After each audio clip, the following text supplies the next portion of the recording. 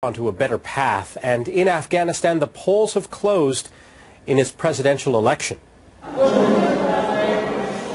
Outgoing President Hamid Karzai cast his ballot as Afghans voted in the country's first democratic transfer of power. Preliminary figures suggest 7 million out of 12 million eligible voters cast ballots, or about 58%. Partial results could come tomorrow, but full results could take a week. 8 candidates ran to replace Karzai, who can't run for a third term. The Taliban vowed to disrupt the election, and 950 polls were closed because of rocket attacks and gun battles. A bombing at one polling station left 2 people injured. David Gartenstein-Ross is with the Foundation for the Defense of Democracies. He joins us from Washington. David, thank you very much for the time. Good to join you. What do you make of this turnout?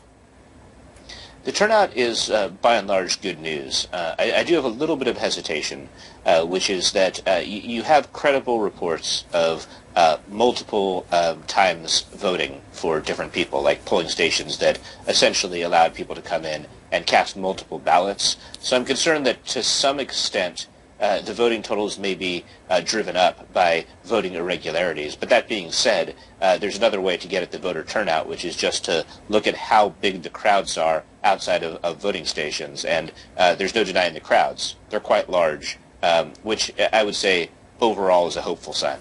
Any difficulty at all for election observers given the specter of violence? There are about 10% of polling stations that have been declared unsafe.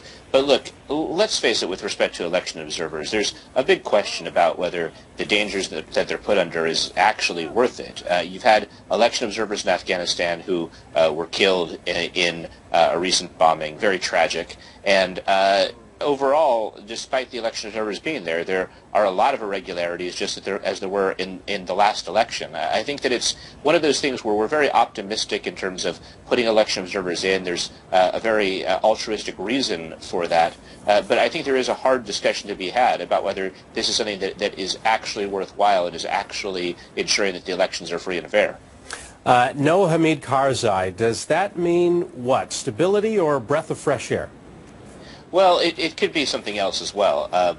Your viewers will recall that when Vladimir Putin in Russia was out of power, he was, in fact, forced within the country. Karzai does have a favored candidate who is one of the 3 candidates who are most likely to get to the runoff coming forward. So it's quite possible that he'll actually end up playing a very heavy role in Afghan politics afterwards. I would very much like for it to be a breath of fresh air. Karzai was an enormously flawed leader, but a lot of that depends on who ends up winning. Women have played a public role in this election. How unusual is that for Afghanistan? Well, it's unusual compared to the role of women during the Taliban years. And if you go back to the history of Afghanistan, it's a country with a very rich history, and it was thought of as being an extraordinarily liberal state. Back in the 1960s and 1970s, women had a very exalted place within Afghan society, actually. But one of the reminders that the role of women in this election should show for us is the stark differences between what Afghanistan is like for women now and where it was for them in 2000 to 2001. Obviously, Canada has already gone from Afghanistan. The United States is drawing down. The NATO mission is ending. And there's going to be a lot of questions about what ends up happening in terms of the security situation. But there are many things which are at stake, and the rights of women is certainly high among them. David Gartenstein-Ross in Washington, thank you very much for joining us.